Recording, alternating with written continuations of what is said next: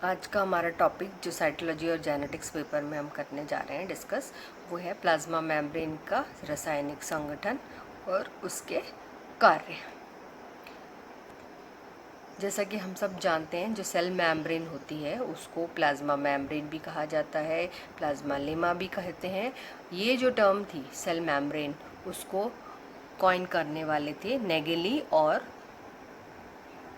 Cramer. 1855 में इन्होंने ये टर्म दी थी। प्लाज्मा लेमा जो नाम दिया था वो था जेक्यू प्लोवे ने 1931 में। प्लाज्मा मेम्ब्रेन, सेल मेम्ब्रेन की जो थिकनेस होती है वो 7.5 से 10 नैनोमीटर तक हो सकती है। प्लाज्मा मेम्ब्रेन किसी भी कोशिका का आउटर मोस्ट एनवेलप होता है, जो कि सेल को इसके आउटर एनवायरनमेंट से अलग करता है और एक सुरक्षा घेरा प्रदान करता है। साथ ही साथ जो आउटर एनवायरनमेंट है उसके और कोशिका के बीच में एक कनेक्टिंग सिस्टम का भी कार्य करता है। केमिकली अगर देखा जाए तो जो सेल है वो लिपिड्स, प्रोटीन्स, कार्बोहाइड्रेट से बनी होती है। तो जो लिपिड्स है वो 4 major classes of lipids commonly किसी भी प्लाज्मा मेम्ब्रेन में प्रेजेंट होते हैं। फॉस्फोलिपिड्स सबसे अधिक या प्रचुर मात्रा में प्रेजेंट होते हैं। स्फिंगोलिपिड्स, ग्लाइकोलिपिड्स और स्टेरॉल्स, जिसका कि एग्जाम्पल है कोलेस्ट्रॉल। कोई भी लिपिड्स हो वो सारे के सारे एम्फीपैथिक नेचर के होते हैं, यानी कि उनमें 2 एंड्स आपको स्पष्ट रूप से नज़र आएंगे, hydrophilic and hydrophobic. Mammalian cell जो होती है उसमें कोलेस्ट्रॉल बहुत अधिक पाया जाता है, जबकि प्रोकैरियोटिक सेल में वो एब्सेंट होता है।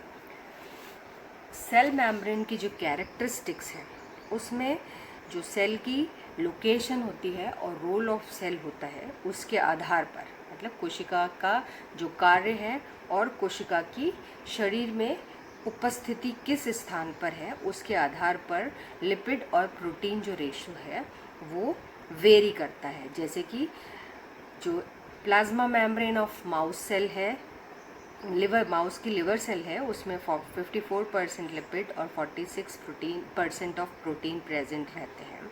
और जबकि ह्यूमन आरबीसी मेम्ब्रेन की अगर हम बात करें तो उसमें 43% ऑफ लिपिड और 49% of proteins by weight present रहते हैं। तो जो लिपिड्स है वो लगभग 20 से 80% किसी भी सेल मेम्ब्रेन में रेंज करते हैं, और बाकी का जो मात्रा होती है वो प्रोटीन्स के द्वारा भर दी जाती है। जो लिपिड कंपोनेंट होते हैं वो सेल को फ्लेक्सिबिलिटी प्रोवाइड करते हैं। सेल की जो शेप होती है, उसके फंक्शन होते हैं, और उस पर जो भी मेम्ब्रेन पर जो भी प्रोटीन्स एंकर करेंगी उसके लिए जो इम्पॉर्टेंट रोल होता है वो होता है लिपिड्स का। जबकि जो प्रोटीन्स होती हैं वो प्रोटीन्स सेल के इंटेग्रिटी को बनाती हैं, और जितने भी आयंस और मॉलिक्यूल्स अक्रॉस सेल मेम्ब्रेन जाएंगे उन सबको ट्रांसफ़र करने में असिस्ट करती है, उसमें मदद करती है। कार्बोहाइड्रेट्स जो होते हैं वो प्लाज्मा मेम्ब्रेन में प्रेजेंट होते हैं, और एक्सटीरियर जैसे कि ग्लाइकोप्रोटीन्स या पोलर एंड्स ऑफ फॉस्फोलिपिड्स जो कि external surface of plasma membrane पे प्रेजेंट रहते हैं। फॉस्फोलिपिड्स की अगर हम बात करें तो फॉस्फोलिपिड्स जो मॉलिक्यूल होते हैं उसमें एक फॉस्फेट ग्रुप होता है, ग्लिसरॉल होता है, और फैटी एसिड चेन से बनी हुई टेल होती है। फॉस्फोलिपिड्स में पोलर हेड होता है जो कि फॉस्फेट ग्रुप का बना होता है, और नॉन पोलर टेल्स होती हैं जो कि फैटी एसिड से बनी होती हैं, और कनेक्टिंग जो होता है इसका वो होता है ग्लिसरॉल। नॉन पोलर टेल्स जो होती हैं वो हाइड्रोफोबिक नेचर की होती हैं, जो कि वाटर रेपेलेंट होती हैं, और हमेशा जो सेल मेम्ब्रेन है उसकी अंदर वाली सतह पर होती हैं।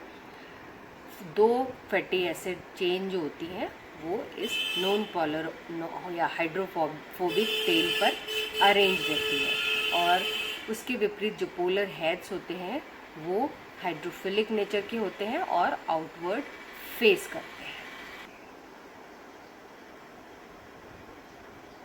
ये है स्ट्रक्चर फॉस्फोलिपिड्स का, जिसमें कि जो राउंड स्ट्रक्चर है वो है पोलर हेड, और जो दो जिग जैग चेन्स दिखाई दे रही हैं वो है non polar ends with 2 fatty acid chains. Fatty acid जो चेन्स होती हैं वो सैचुरेटेड या अनसैचुरेटेड हो सकती है, सिंगल बॉन्ड या डबल बॉन्ड कार्बन कार्बन के बीच में। डबल बॉन्ड जो अनसैचुरेटेड फैटी एसिड के होते हैं वो हाइड्रोकार्बन चेन को रिजिड स्ट्रक्चर होने से बचाते हैं। फ्लूइडिटी जो मेम्ब्रेन की होती है वो एक और चीज़ से अफेक्ट होती है, वो होता है टेम्परेचर। तो जो सेल्स होती हैं वो लो टेम्परेचर पे जो भी सेल्स प्रेजेंट होती हैं उनमें हायर अनसैचुरेटेड फैटी एसिड्स होते हैं। तो लिपिड मॉलिक्यूल्स जो होते हैं वो high degree of literal movement को एग्जिबिट करते हैं बजाय कि फ्लिप फ्लॉप मूवमेंट के। यूकैरियोटिक जो प्लाज्मा मेम्ब्रेन होती है उसमें हर फॉस्फोलिपिड मॉलिक्यूल के साथ लगभग एक कोलेस्ट्रॉल मॉलिक्यूल भी जुड़ा हुआ रहता है।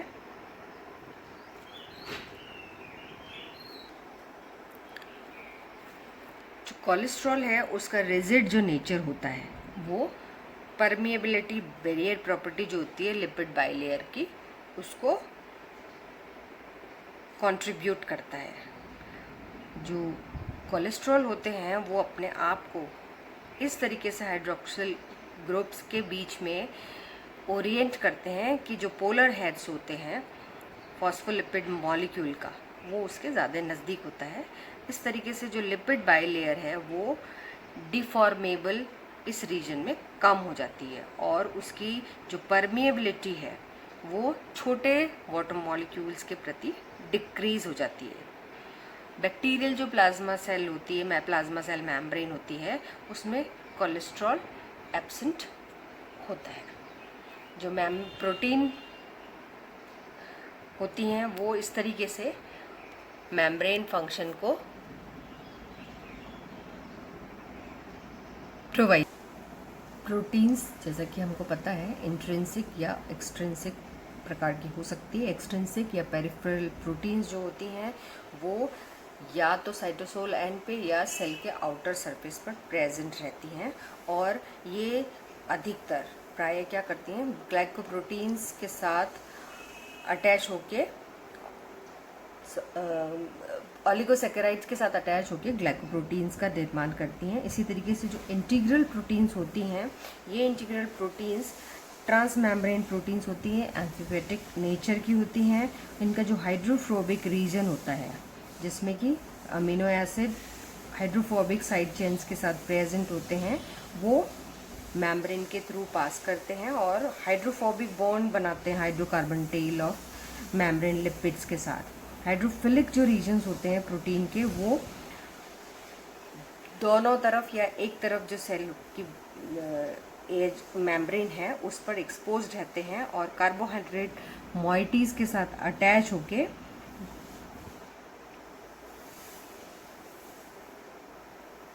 प्रोटीन के जो ओरिएंटेशन है उसमें हेल्प करते हैं।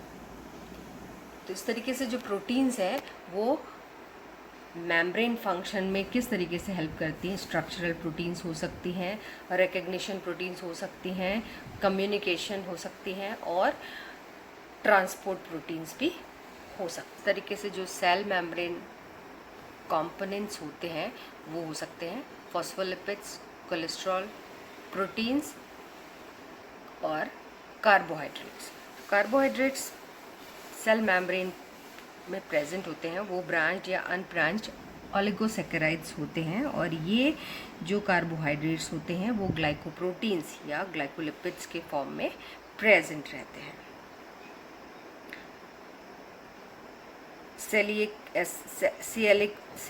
Acid, fructose, hexose, galactose, mannose और हेक्सोएमाइंस, ये मेन कार्बोहाइड्रेट्स होते हैं जो कि प्रोटीन के साथ बाउंड होते हैं।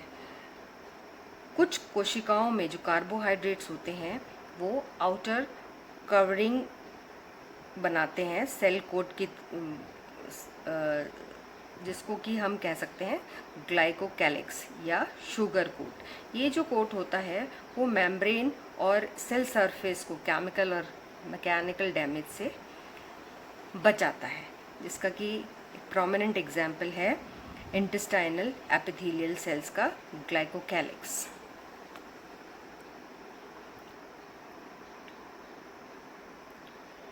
जो मेम्ब्रेन है उसका स्ट्रक्चर फिर कुछ इस तरीके से दिखाई देता है इलेक्ट्रॉन माइक्रोस्कोप अगर स्टडी किया जाए।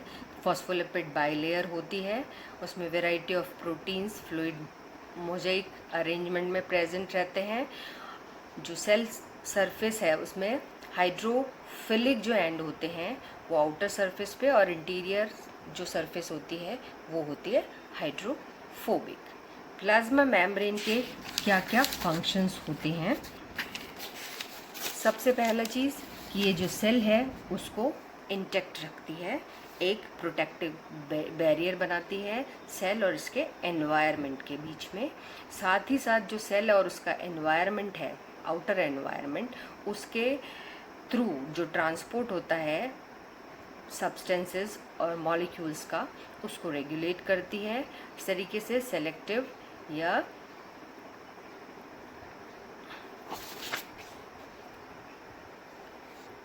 सेमी परमिएबल मेम्ब्रेन की तरह काम करती है। वाटर जो होता है इस मेम्ब्रेन के थ्रू फ्रीली क्रॉस कर सकता है।